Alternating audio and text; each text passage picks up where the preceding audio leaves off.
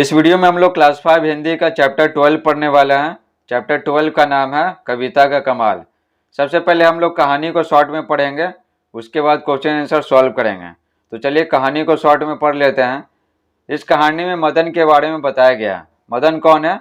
मदन एक लड़का है जो अपने गाँव में रहता है अपनी विधवा माँ के साथ। तो उसके पिताजी नहीं है, किसके? मदन के। तो आपसे पूछेगा ऑब्जेक्टिव में, मदन अपने गांव में किसके साथ रहता था? तो मदन अपनी विधवा माँ के साथ गांव में रहता था। माँ बेटा बहुत गरीब थे, उनके पास कमाई का कोई साधन नहीं था। फिर भी मदन दिन भर खेल कूद में ही समय बिता देता था। ठीक है, खेल कूद में ही। तो अपनी जिम्मेदारी वो समझता नहीं था। तंग आकर एक दिन उसकी माँ ने कहा, अब मैं तुझे बैठाकर नहीं खिला सकती, जा कुछ पैसे कमा कर ला। तो मदन निकल पड़ता है पैसे कमाने के लिए। वो सोच ही रहा होता है कि पैसे कैसे कमाएं, तभी उसे डुगडुगी पिटने की आवाज सुनाई पड़ती है। देख सकते हैं ये डुगडुगी पिटने वाला है और ये है मदन, कहानी का मुख्य किरदार। तो डुगडुगी वाला क्या बोलता है? राज दरबार में कवि सम्मेलन हो रहा है, सबसे अच्छी कविता सुनाने वाले को 100 सर्फियाँ इनाम में मिलेगी। 100 सर्फियाँ। तो ये याद रखिएगा, ऑब्जेक्टिव में आपसे पूछेगा कि कवि सम्मेलन जो हो रहा था राज दरबार में, तो सबसे अच्छी कविता सुनाने वाले को इनाम में क्या मिलने वाला था? तो 100 सर्फियाँ। और सर्फी कहते हैं सोने चांदी से बने सिक्कों को। ठीक है, सोने चांदी से बने सिक्कों को असरफियाँ कहते हैं। तो कितनी असरफियाँ इनाम में मिलेंगी? 100 असरफियाँ। तो मदन चौकन्ना हो जाता, वो सोचने लग जाता है कि चलो कविता सुना देंगे, अगर कवि सम्मेलन में जीत गए तो 100 असरफियाँ इनाम में मिल जाएगा और जीवन के सारे दुख खत्म हो जाएंगे। तब मदन चल पड़ता है राजमहल की ओर कवि सम्मेलन में भाग लेने के लिए। लेकिन कविता तो रचे हुए नहीं था, वो सोचा कि चलो रास्ते में ही रच लेंगे, कुछ ना कुछ कविता सूझ ही जाएगा। मदन रास्ते में एक कुत्ते को देखता है, ठीक है, एक कुत्ते को। वह पंजे से ना जमीन खोद रहा होता है। तो मदन बोलता है, खुदुर खुदुर का खोदत है। ठीक है, इस प्रकार उसे कविता की पहली पंक्ति सूझ जाती है, खुदुर खुदुर का खोदत है। उसके बाद वो आगे बढ़ता है तो एक तालाब के पास पहुंचता है। किसके पास? तालाब के पास। तो वहां पर एक भैंस पानी पी रही होती है। तो मदन बोल पड़ता है, सुरूर सुरूर का पीबत है। इस प्रकार से ये कविता का दूसरा पंक्ति वो सोच लेता है, सुरूर सुरूर का पीबत है दूसरा पंक्ति, पहला पंक्ति खुदुर खुदुर का खोदत है।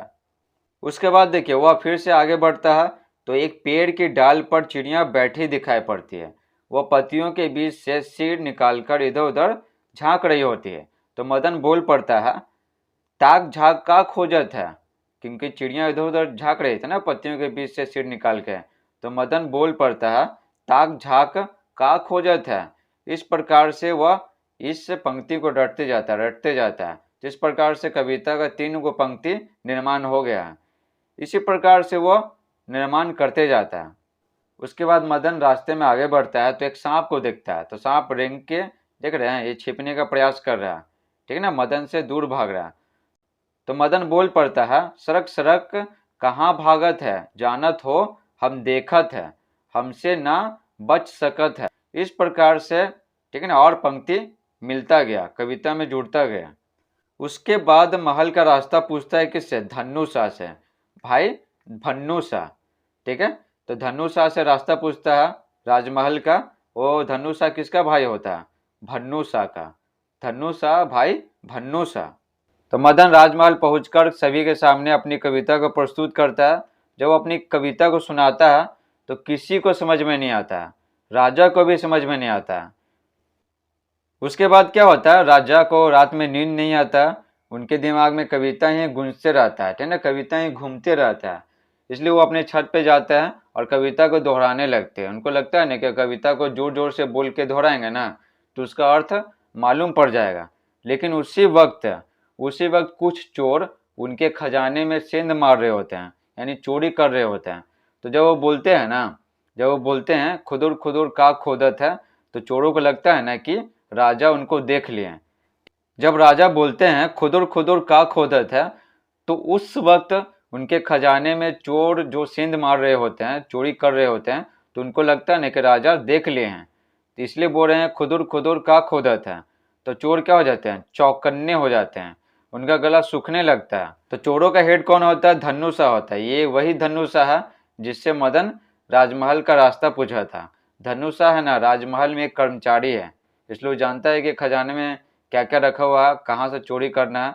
तो धनुषा बहुत घबरा जाता है और एक आध घूंट पानी पीता है।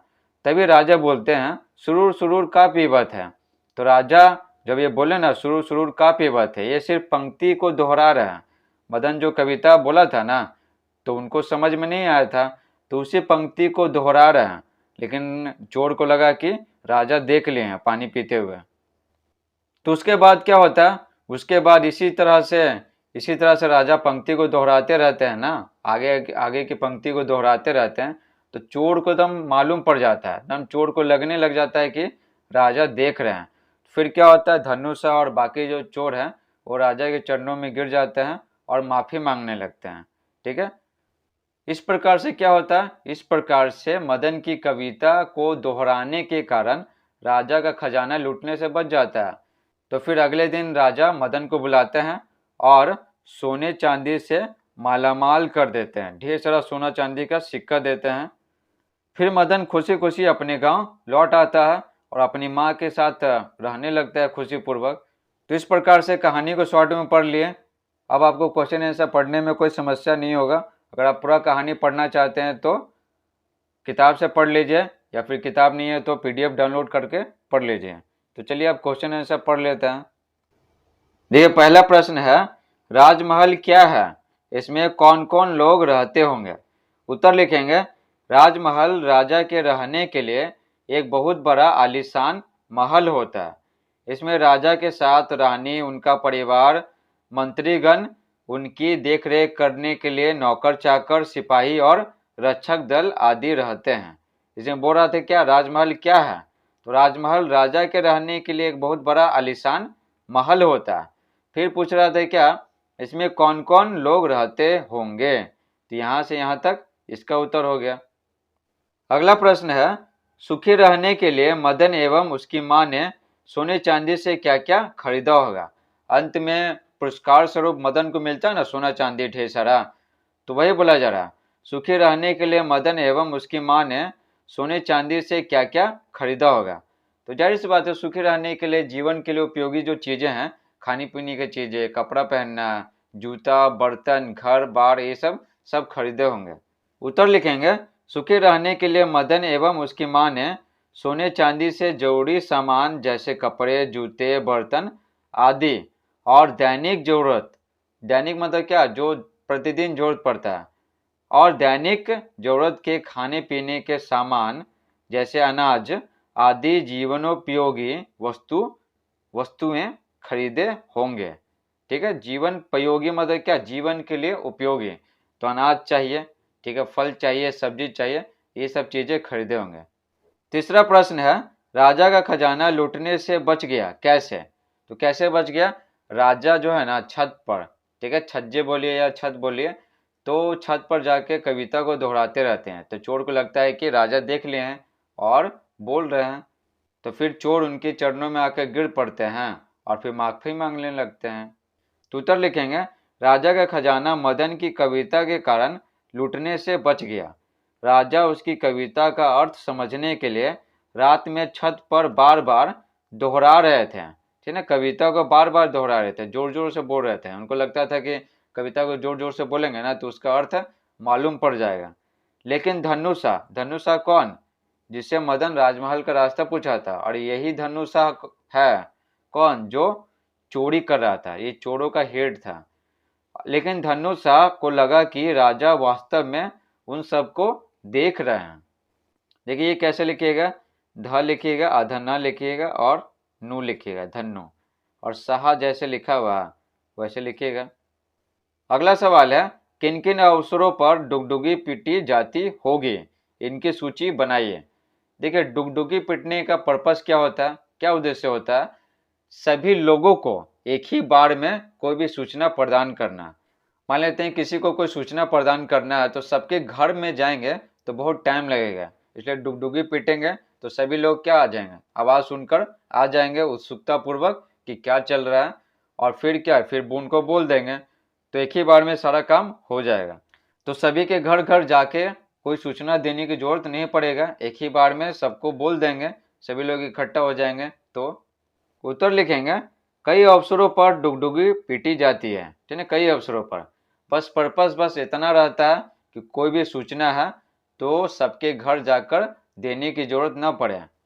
पहला है शादी ब्याह पर लोगों को कुछ सूचना देने के लिए, जैसे भोज शुरू होने की सूचना, ठीक है, भोज शुरू होने की सूचना। तो रात में क्या करते हैं ना, शाम में जो भी है, तो गांव में तो शाम में ही हो जाता, स्टार्ट हो जाता है भोज।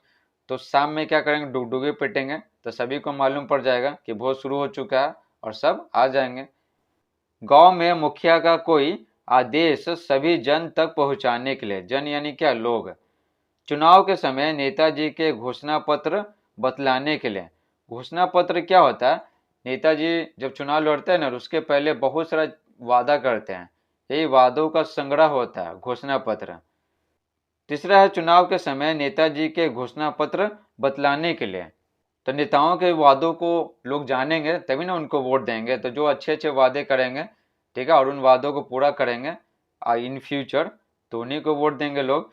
तो लोगों को पता होना जरूरी है नेताजी के घोषणा पत्र के बारे में, वो क्या क्या वादे कर रहे हैं और वो करेंगे आगे। चौथा है सर्कस दिखाने वाले के द्वारा लोगों का ध्यान आकर्षित करने के लिए। जो सर्कस दिखाते हैं ना, तो डुगडुगी पीटते हैं, ठीक है, तो सभी लोग आ जाते हैं और फिर सर्कस देखने लगते हैं। 5 है कुछ भिखारियों के द्वारा डुगडुगी बजाकर भीख मांगने के लिए। तो बहुत सारे भिखारी है ना, डुगडुगी बजाकर भीख मांगते हैं। 5वां सवाल है आप किन किन कामों के लिए डुगडुगी पीटेंगे, इनकी भी सूची बनाइए। तो डुगडुगी पीटेंगे कोई भी सूचना लोगों तक पहुंचाने के लिए, ठीक है, कम टाइम में। तो उत्तर लिखेंगे मैं कई कामों के लिए डुगडुगी पीटूंगा। पहला क्या है, शादी का भोज शुरू होने की सूचना देने के लिए। तो गांव में शादी का भोज शुरू होने की सूचना देने के लिए डुगडुगी पीटेंगे, घर घर जाने की कोई जरूरत नहीं है, तो घर घर जाने की कोई जरूरत नहीं है। दूसरा है मुखिया के कहने पर, मुखिया के कहने पर सरकारी योजनाओं से आम जनता को अवगत कराने के लिए। बहुत सारी योजनाएं होती है सरकार की जो लोग नहीं जानते हैं, ठीक है, तो मुखिया के कहने पर सरकारी योजनाओं को डुगडुगी पीट पीट के लोगों को बतलाएंगे, ताकि वो सब उन योजनाओं का लाभ उठा करके, ठीक है ना, लाभ उठा करके अपने जीवन को सुधार सके। तीसरा है चुनाव के वक्त ईमानदार और पढ़े लिखे उम्मीदवार को जिताने के लिए प्रचार करते वक्त। तो चौथा है गांव में आए किसी खतरे की सूचना देने के लिए, जैसे गांव में अचानक बाढ़ आ गया, ठीक है, या फिर बाढ़ आने वाला है, इस तरह से कुछ भी हो गया, तो डुगडुगी पीट करके लोगों को बतलाएंगे, क्योंकि उस वक्त टाइम क्या होता है, बहुत कम होता है, तो बहुत कम समय में डुगडुगी पीट कर ही बता सकते हैं। छठा प्रश्न है किसी बात को लोगों तक पहुंचाने के और कौन से तरीके हो सकते हैं, और कौन से तरीके हो सकते हैं, यानी कि डुगडुगी पीटने के अलावा और कौन कौन सा तरीका हो सकता है जिसके द्वारा सूचना को लोगों तक पहुंचा सकते हैं। उत्तर लिखेंगे किसी बात को लोगों तक पहुंचाने के अन्य साधन रेडियो, टेलीविजन, लाउड स्पीकर और समाचार पत्र हैं, ठीक है, ये सब साधन है सूचना को लोगों तक पहुंचाने के लिए। इसके अलावा पर्ची पर संदेश को लिखकर बांटना, जैसे कोचिंग वाले बांटते हैं पर्ची, उस तरह से बांटेंगे। दीवारों पर पोस्टर चिपकाना, तो दीवारों पर पोस्टर भी चिपकाते हैं कोचिंग वाले, ठीक है, या फिर जॉब जो देते हैं ना वो। और संदेश को चित्र या लिखित रूप में प्रस्तुत करना।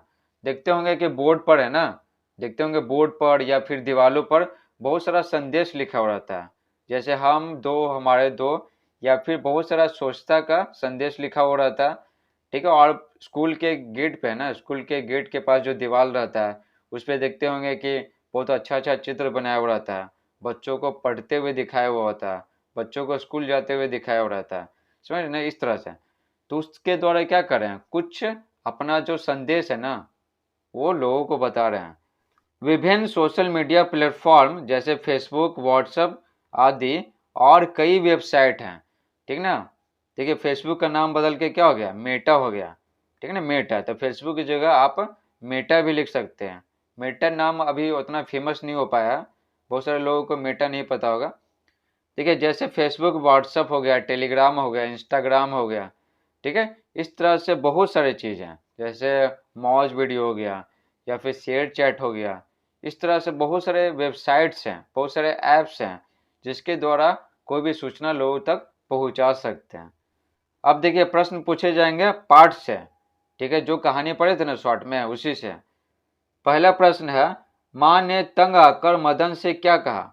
उत्तर लिखेंगे, माँ ने तंग आकर मदन से कहा, अब मैं तुझे बैठाकर नहीं खिला सकती, जा कुछ पैसे कमाकर ला।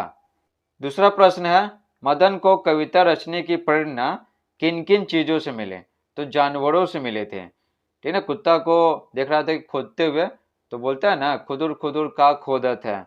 भैंस को पानी पीते हुए देखा, ठीक है, तो बोल रहा था कि क्या सुरूर सुरूर का पीबत है। चिड़िया को झांकते हुए देखा, ठीक ना। तो इस तरह से उसको प्रेरणा मिला जानवरों से। मदन को कविता रचने की प्रेरणा कुत्ता, भैंस, चिड़िया, सांप और धनुषा से मिले। अगला प्रश्न है, धनुषा को महल का रास्ता इतनी अच्छी तरह क्यों मालूम था? तो उत्तर लिखेंगे, धनुषा राजा का कर्मचारी था, ठीक है, राजा के महल में काम करता था, इसलिए उसे महल का रास्ता अच्छी तरह मालूम था। तभी ना उसको खजाने का रास्ता मालूम था, कहाँ पर खजाना रखा हुआ है, ठीक है। वो अंदर घुस करके चोरी कर रहा था, क्योंकि वो राजा का कर्मचारी था। वो राजमहल में है ना, कहाँ पर खजाना रखा हुआ वो सब जानता था। चौथा प्रश्न है, मदन को कविता रचने की आवश्यकता क्यों पड़ी? तो उसकी माँ बोली थी पैसा कमा के लाने के लिए, ठीक है। तो डुगडुगी पीटने वाला बोल रहा था ना कि जो कविता अच्छा सुनाएगा, ठीक है, जो कविता राजदरबार में सबसे अच्छा सुनाएगा उसको 100 अशर्फियाँ इनाम में मिलेगा। तो वही 100 अशर्फियाँ जीतने के लिए मदन को कविता रचने की आवश्यकता पड़ी। तो उत्तर लिखेंगे, राज दरबार में होने वाले कवि सम्मेलन में भाग लेने के लिए मदन को कविता रचने की आवश्यकता पड़ी। कवि सम्मेलन में भाग लेगा तभी ना कविता सुनाएगा, और कविता सुनाएगा तभी ना जीत सकता है 100 अशर्फियाँ इनाम में। पांचवा सवाल है, राजा ने मदन को शाबाशी व इनाम क्यों दिया? तो क्यों दिया? राजा जब दोहरा रहे थे ना कविता को, मदन के कविता को, तभी तभी चोरों को लगा कि राजा देख लिए हैं, और उनके घुटनों में वो गिर जाते हैं और माफी मांगने लगते हैं। इस प्रकार से उनका खजाना यानी राजा का खजाना लूटने से बच जाता है। वो किसके कारण? मदन की कविता के कारण। इसलिए राजा मदन को शाबाशी देते हैं और इनाम देते हैं अगले दिन बुला करके। तो उत्तर लिखेंगे, मदन की कविता का ही कमाल था जिसके कारण राजा का खजाना लूटते लूटते बचा था। इसी कारण राजा ने मदन को शाबाशी व इनाम दिया। 6 में बोला जा रहा है, किसने किससे कहा? किसने किससे कहा, दो को लिखना है। कह, अब मैं तुझे बैठाकर नहीं खिला सकती, जा कुछ पैसे कमाकर ला। तो कौन बोलता है? मदन की माँ मदन से बोलती है। दूसरा है, राज दरबार में कवि सम्मेलन हो रहा है, सबसे अच्छी कविता सुनाने वाले को 100 अशर्फियाँ इनाम में मिलेगी। तो ये कौन बोलता है?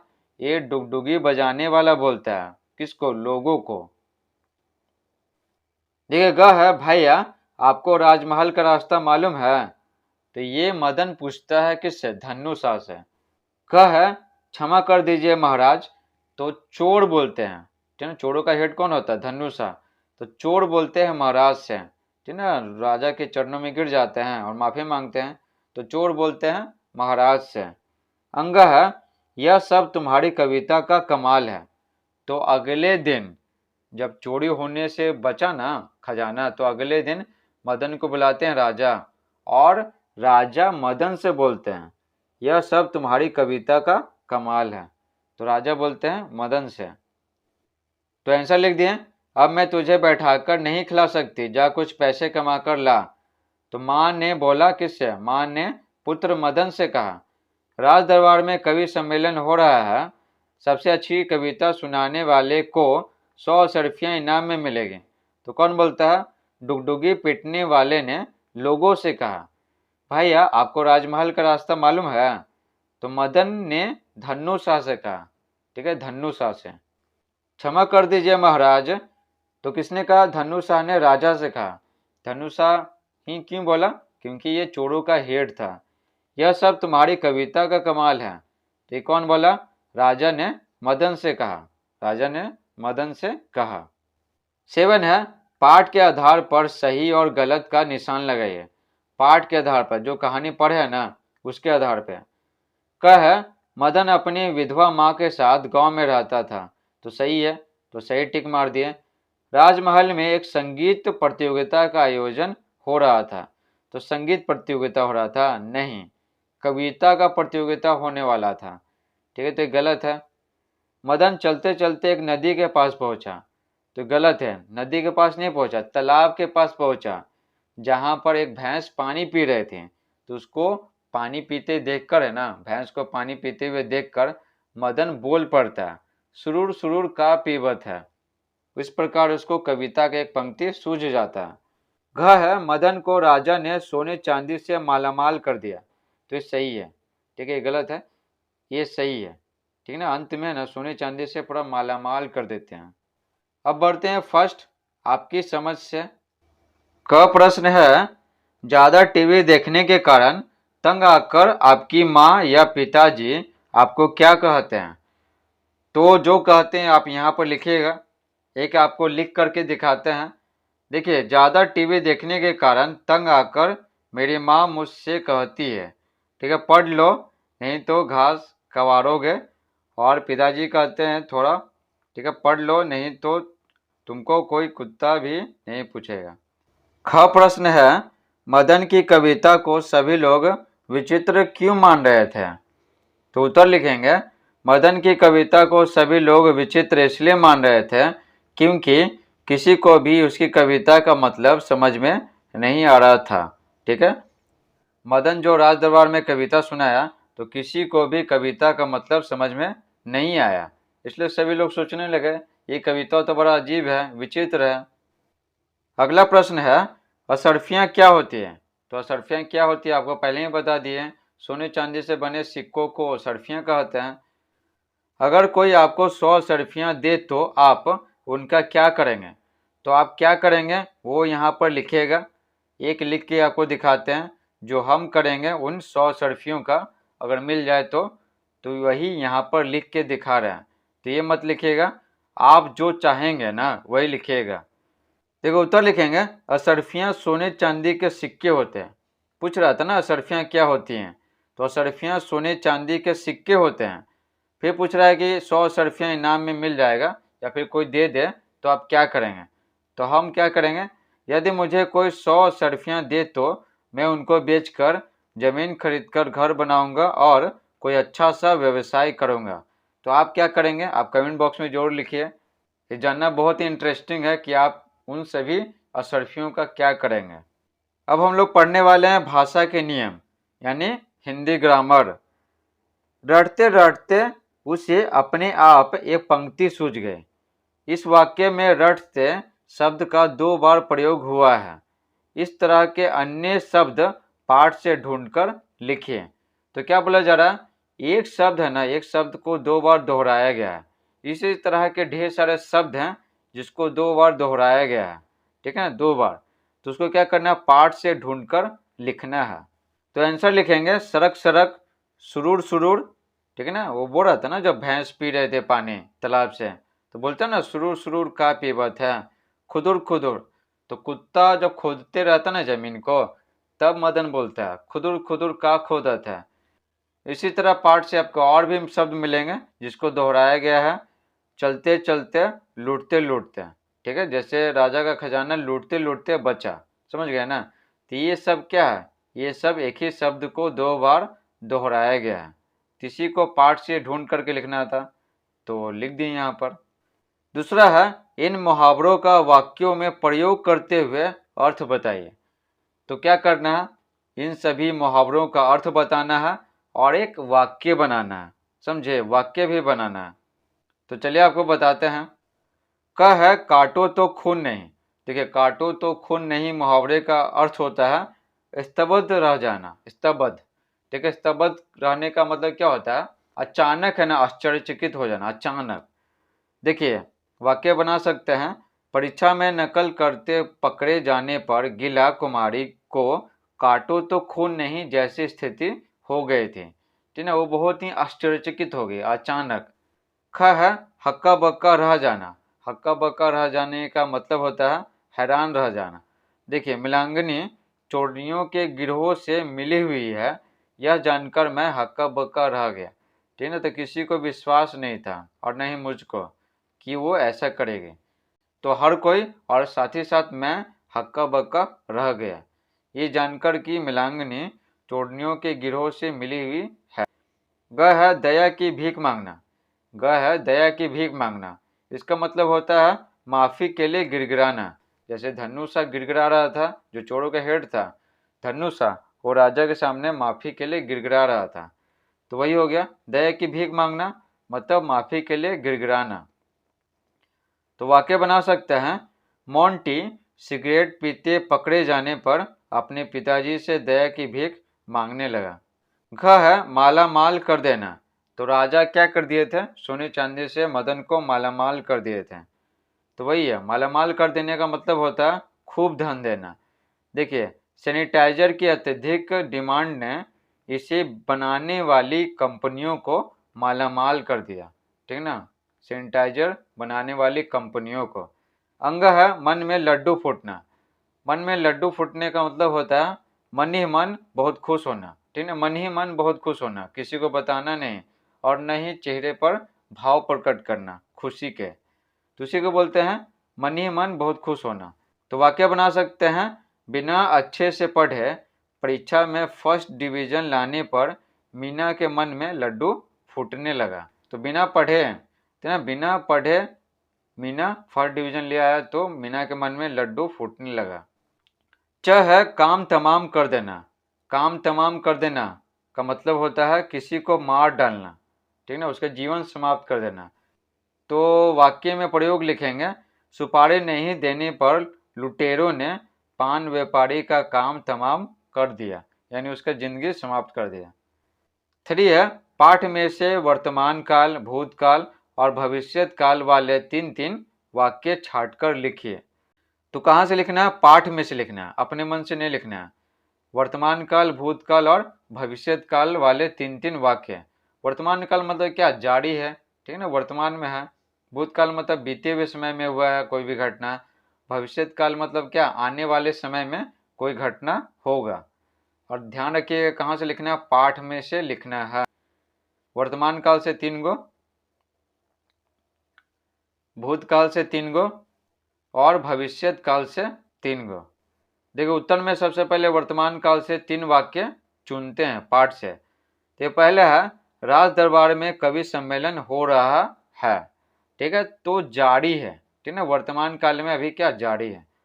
2 है, आपका खजाना सही सलामत है। ठीक है, तो ये क्या हो गया, वर्तमान काल में है। और वर्तमान काल के क्या लिख सकते हैं, यह सब तुम्हारी कविता का कमाल है। राजा बोलते हैं मदन से, तुम्हारी कविता का कमाल है। तो इसका प्रभाव है ना, कविता के कमाल का प्रभाव अभी भी है, जारी है। ठीक है, अभी भी जारी है। तो ये क्या हुआ, ये वर्तमान काल में हुआ। अब भूतकाल का लिख सकते हैं, माँ बेटा बहुत गरीब थे। ठीक है, तो भूतकाल में क्या रहेगा, था, थे, थी, ये सब रहेगा। एक भैंस पानी पी रही थी, यहाँ भी थी आ गया। एक सांप रेंगता जा रहा था। तो ये तीनों काम है ना, ये तीनों काम भूतकाल में हुआ, बीते हुए समय में हुआ। तो ये क्या हो गया, भूतकाल के वाक्य हो गया ये तीनों। भविष्यत काल यानी जो होने वाला, आने वाले समय में होने वाला। तो पहला लिखेंगे, सबसे अच्छी कविता सुनाने वाले को 100 अशर्फियाँ इनाम में मिलेंगी। ठीक है, तो अभी मिला नहीं है। ठीक है, मिलेगा, आने वाले समय में मिलेगा। यह राजमहल का ही कोई कर्मचारी होगा, अब भूलकर भी ऐसा काम नहीं करूंगा। ठीक है, तो आने वाले समय में नहीं करूंगा। ठीक है, तो ये तीनों क्या हो गया, भविष्यत काल का हो गया। और ये कहाँ से लिखे हैं, पाठ में से चुन करके लिखे हैं, अपने मन से नहीं लिखे हैं। 4 है, पाठ में कविता को विचित्र कहा गया। विचित्र यानी क्या, अजीब। आप कविता के लिए किन विशेषण शब्दों का प्रयोग करेंगे। तो यहाँ पे क्या बोला जा रहा है, विशेषण शब्दों का प्रयोग करेंगे कविता के लिए। विशेषण किसको कहते हैं, तो देखिए, संज्ञा या सर्वनाम की विशेषता बतलाने वाले शब्दों को विशेषण कहते हैं। जैसे राम सुंदर है, तो सुंदर क्या कर रहा है, राम की विशेषता बता रहा। राम यहाँ पर क्या नाम है, तो संज्ञा है। तो सुंदर राम की विशेषता बता रहा। तो सुंदर यहाँ पर क्या हो गया, विशेषण हो गया। तो बिल्कुल इसी प्रकार से हमें लिखना है। तो बोला जा रहा है आप कविता के लिए किन विशेषण शब्दों का प्रयोग करेंगे। तो कविता के लिए लिख सकते हैं शानदार कविता, अनोखा कविता या अनोखी कविता, ठीक है ना। यहाँ पर अनोखी भी लिख सकते हैं, बढ़िया कविता, ठीक है। तो क्या बोल रहा था, कुछ लिखना है तो लिख दिए कुछ। तो यहाँ पर सिर्फ क्या करना है, विशेषण को लिखना है। पांचवा है इनके लिए भी दो दो विशेषण शब्द सुझाइए। इनके लिए भी कविता के लिए सुझाए हैं ना, बिल्कुल इसी प्रकार इन सब के लिए भी दो दो विशेषण शब्दों को सुझाइए। तो इन सभी का विशेषण लिखने का मतलब क्या है, इन सभी की विशेषता बतलाने वाले शब्दों को लिखना है। कितना, दो दो लिखना है। तो इसका लिख सकते हैं प्यारी, दयालु। महल का लिख सकते हैं विशाल, भव्य। भव्य मतलब क्या, बहुत ही बढ़िया। देखिए मदन का लिख सकते हैं मस्त, खेलप्रिय। तो मदन को खेलना बहुत पसंद था और बहुत ही क्या, मस्त, ठीक ना, बहुत ही मस्त था, ठीक ना, वो किसी चीज का टेंशन नहीं लेता था। अब आगे देखिए क्या लिखा हुआ, विराम चिन्ह, इंग्लिश में बोलते हैं पंक्चुएशन मार्क, ठीक है ना, चिन्ह। नीचे दिए गए वाक्यों में सही विराम चिन्ह लगाइए। तो देखिए देखते हैं क्या है। मदन ने कहा महाराज मैंने बहुत अच्छी कविता बनाई है। तो ये देखिए यहाँ पर क्या क्या छूटा हुआ, ध्यान से समझिएगा। पहला तो वाक्य अंत हो रहा, ठीक है, नॉर्मल वाक्य। यहाँ पर तो प्रश्न पूछा नहीं जा रहा, तो क्या होगा, विराम चिन्ह होगा, हिंदी का फुल स्टॉप। तो पाए दे दिए, ऐसा दे दिए। उसके बाद है जो कहते हैं ना, तो उसको क्या कहते हैं, जो वाक्य हम लोग कहते हैं तो इन्वर्टेड कॉमा में इसको रखते हैं, ठीक है। और जो कहते हैं और जो कहा है दोनों को अलग करने के लिए क्या करते हैं, कॉमा देते हैं। तो कहा के बाद कॉमा दे दिए, इतना हो गया। उसके बाद देखिए, उसके बाद संबोधन का बोध कराने के लिए ना, जब किसी को पुकारते हैं, संबोधन करते हैं, तो एक्सक्लेमेशन मार्क है, हिंदी में बोलते हैं विस्मयादि बोधक चिन्ह, ऐसे और ऐसे, ठीक है, ये देते हैं, समझ गए। तो महाराज के बाद क्या देंगे, विस्मयादि बोधक देंगे। तो यहाँ पर देख सकते हैं एक हो गया, ठीक है, दो हो गया और ये तीन हो गया। तो ये तीनों छूटा हुआ था, समझ गए। ख है चोरों ने सारा धन चुरा लिया। तो ये तो नॉर्मल वाक्य है, ये कथन है। तो यहाँ पर खाली फुल स्टॉप, हिंदी का विराम चिन्ह छूटा हुआ, पाई छूटा हुआ, तो दे दिए पाई। ग है कहाँ चल दिए। कहाँ चल दिए मतलब क्या, प्रश्न पूछा जा रहा है, तो क्या होगा, क्वेश्चन मार्क, ठीक है, इसको बोलते हैं प्रश्नवाचक चिन्ह। ख है बाप रे इतना पैसा कहाँ से आया। बाप रे इतना पैसा कहाँ से आया, तो यहाँ पर सवाल पूछा जा रहा है, तो सबसे पहले क्या करेंगे, क्वेश्चन मार्क दे देंगे। और यहाँ पर क्या है ना, यहाँ पर आश्चर्य का बोध हो रहा है, ठीक है, तो विस्मयादि बोधक चिन्ह होगा, ठीक है, ऐसे देंगे और ऐसे करेंगे, इसको बोलते हैं विस्मयादि बोधक चिन्ह।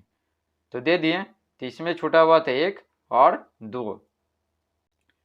अंगा है क्या सुरूर सुरूर बोल रहे हो।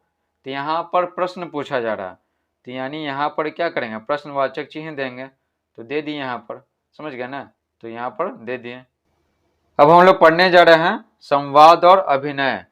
पहला सवाल है कविता का कमाल कहानी का कक्षा या विद्यालय में मंचन कीजिए, ठीक है, कक्षा या विद्यालय में। तब आपको क्या करना है, परफॉर्म करना है कविता का कमाल कहानी को, तो ये आप खुद कीजिएगा। दूसरा है आप इस नाटक में किस पात्र की भूमिका निभाना चाहेंगे और क्यों। तो आप डुगडुगी पिटने वाला बनना चाहते हैं, या फिर मदन की माँ बनना चाहते हैं, या फिर मदन बनना चाहते हैं, या फिर राजा बनना चाहते हैं, या फिर धनु साथ चोर बनना चाहते हैं, समझ रहे बात को, या फिर मंत्रीगण बनना चाहते हैं राजा के दरबार में। तो आप क्या बनना चाहते हैं ये आपको बताना है। तो आप जिस पात्र की भूमिका निभाना चाहेंगे वो यहाँ पर लिखिएगा, ठीक है, और कारण भी आपको बताना है। तो जो हम निभाना चाहेंगे वो यहाँ पर आपको लिख के दिखा रहे हैं, तो आपको अपना ओपिनियन, अपना पसंद लिखना है। उत्तर लिखेंगे मैं इस नाटक में मदन की भूमिका निभाना चाहूँगा, है ना, मदन की भूमिका, क्योंकि मदन कहानी की मुख्य पात्र है और अंत में राजा से शाबाशी और ढेर सारे धन पाता है। तो ढेर सारे धन मिलता है उसको अंत में, ठीक है, राजा से। तो मदन की भूमिका निभाना हमको ज़्यादा अच्छा लगेगा, क्योंकि ढेर सारा धन मिलेगा अंत में और शाबाशी मिलेगा राजा से। तीसरा है मंचन के लिए आपको किन किन पात्रों और सामानों की जरूरत पड़ेगी, एक सूची बनाइए। तो जो कविता का कमाल कहानी को आप प्रदर्शित करना चाहते हैं नाटक के रूप में, तो आपको किन किन पात्रों और सामानों की जरूरत पड़ेगी। तो सबसे पहले आपको क्या क्या जरूरत पड़ेगा, अगर पात्र की बात करें तो अगर आप मदन पात्र तो खुद निभाइएगा, ठीक है। अगर आप मदन पात्र खुद निभा रहे हैं तो आपको मदन की माँ की जरूरत पड़ेगा, उसके बाद राजा की जरूरत पड़ेगा, उसके बाद धन्नु शाह की जरूरत पड़ेगा, और धन्नु के शाह के साथ है ना, धन्नु शाह जो चोर है उसके साथ और भी चोर होते हैं तो उनकी जरूरत पड़ेगा आपको, ठीक है। और सामान की अगर बात करें तो डुगडुगी पीटने वाला जरूरत पड़ेगा, ठीक है। चोर है, सिपाही है, ठीक है। ये सब कुछ दिखाने के लिए आपको विशेष ड्रेस जरूरत पड़ेगा, ठीक है। फिर सिंहासन दिखाना है, फिर राजा के लिए मुकुट चाहिए इस तरह से, फिर राजा के लिए ड्रेस चाहिए, ड्रेस तो सबके लिए चाहिए। तो इसलिए बोला जा रहा है यहाँ पर मंचन के लिए आपको किन किन पात्रों और सामानों की जरूरत पड़ेगी, एक सूची बनाइए।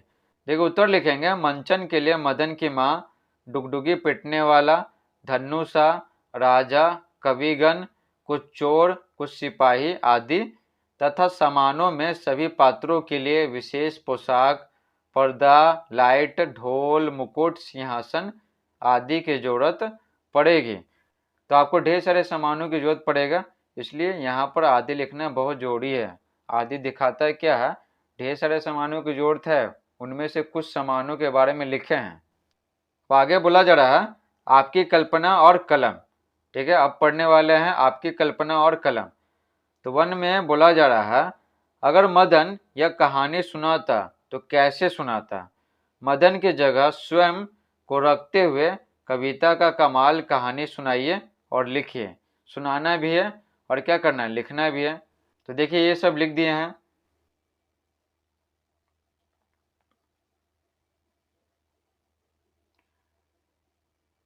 तो ये कहानी बहुत ही बड़ा है, समझ रहे हैं ना। तो कमेंट बॉक्स में एक लिंक दे दिए हैं, उस पर क्लिक कीजिएगा ना तो ये कहानी आपको मिल जाएगा, फिर आराम से कॉपी में लिख लीजिएगा। कहानी का यह शीर्षक किस आधार पर रखा गया होगा। उत्तर लिखेंगे, कहानी में मदन के द्वारा रचित कविता के पाठ ने राजा साहब के खजाने को चोरों द्वारा चोरी होने से बचाकर कमाल कर दिया। इसी घटना के आधार पर कहानी का शीर्षक कविता का कमाल रखा गया होगा। तीसरा प्रश्न है, आप कहानी के लिए कोई दो मजेदार शीर्षक सुझाइए, साथ में यह भी बताइए कि आपने ये शीर्षक क्यों रखे। तो आप कमेंट बॉक्स में जरूर बताएं दो मजेदार शीर्षक। जैसा शीर्षक है ना कहानी का कविता का कमाल, उसी तरह दो और शीर्षक आपको सुझाना है। तो उत्तर लिखेंगे, कविता के दो मजेदार शीर्षक अनोखी कविता और कविता कमाल मदन माला माल, ये लिख सकते हैं। अनोखी कविता और कविता कमाल मदन माला माल, क्योंकि अंत में उसको सोने चांदी ढेर सारे मिलते हैं। कौन देते हैं, राजा। अब यहाँ पर कारण भी पूछ रहा था, शीर्षक रखिएगा तो कारण भी बताना है। तो चलिए कारण बताते हैं। अनोखी कविता इसलिए कि मदन की कविता का अर्थ असहज था, कोई भी मदन की कविता का अर्थ समझ नहीं पाया, इसलिए अनोखी कविता शीर्षक ठीक रहेगा। कविता कमाल मदन माला माल, इसलिए कि मदन को उसके द्वारा रचित कविता के लिए राजा द्वारा उसे सोने चांदी से मालामाल कर दिया गया, ठीक है। तो अंत में मदन को राजा के द्वारा ढेर सारा सोना चांदी दिया गया कविता के बदले, इसलिए बोला जा रहा है कविता कमाल मदन माला माल। 4 में बोला जा रहा है पाठ में से कोई 3 सवाल बनाइए, पाठ में से ही बनाना है। कह जिनके उत्तर हाँ या नहीं में होगा। तो ऐसा प्रश्न बनाना है ना जिसका उत्तर सिर्फ यस या नो में होगा। देखिए बना सकते हैं क्या, क्या राजा चोरों को देख लिए थे, तो इसका जवाब कोई क्या देगा, हाँ या ना। ख है जिनमें क्यों का जवाब देना होगा। तो ऐसा प्रश्न बनाना है ना जिसमें क्यों का जवाब देना होगा। तो उत्तर लिखेंगे, मदन के सामने राजमहल का रास्ता ढूंढने में क्यों समस्या खड़े हुए। मदन के सामने राजमहल का रास्ता ढूंढने में क्यों समस्या खड़े हुई। तो यहाँ पर क्यों का जवाब देना होगा, और कोई देना चाहता है तो। इस तरह से ढेर सारे सवाल आप बना सकते हैं, इसमें से बस एक आपको बना कर दिखा रहे हैं। किससे, पाठ में से। ग है जिनमें क्या का जवाब देना होगा।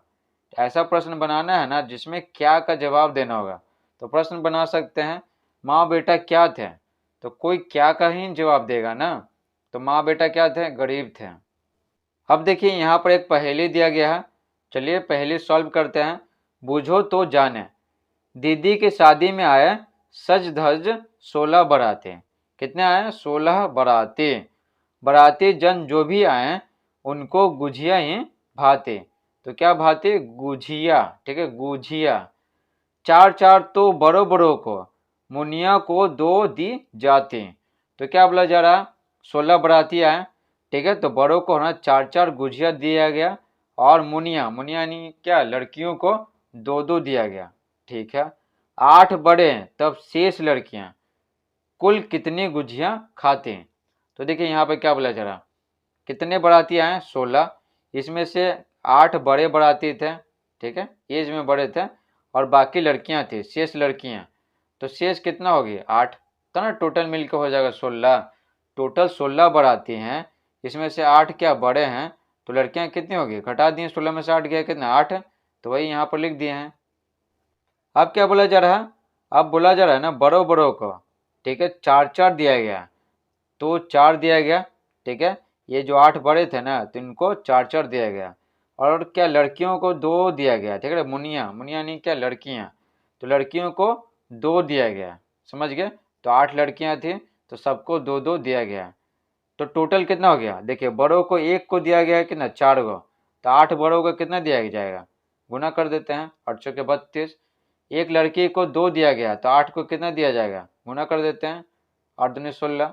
अब टोटल क्या बोला जा रहा है, कुल कितनी गुझिया खाते, तो टोटल पूछ रहा है, टोटल गुझिया कितना खाया गया। तो जोड़ देते हैं, 32 और 16 कितना हो जाएगा, 6 2 8, 3 1 4, तो कितना हो गया आंसर, 48। तो टोटल 48 गुझिया खाया गया, ठीक है। बड़ों के द्वारा 32 खाया गया और लड़कियों के द्वारा 16 खाया गया, तो टोटल गुझिया हो गया 48। तो वही यहाँ पर लिखे हैं, ठीक है ना, बना करके लिखे हैं यहाँ पर, तो बस आंसर से मतलब है। तो आंसर कितना आ जाएगा, 48, ठीक है। कमेंट बॉक्स में एक लिंक दे दिए हैं, उस पर अगर क्लिक कीजिएगा ना तो सारा लिखा हुआ आ जाएगा। तो सारे प्रश्न उत्तर आप कॉपी में आराम से लिख लीजिएगा, स्क्रीनशॉट लेने की कोई आवश्यकता नहीं है आपको।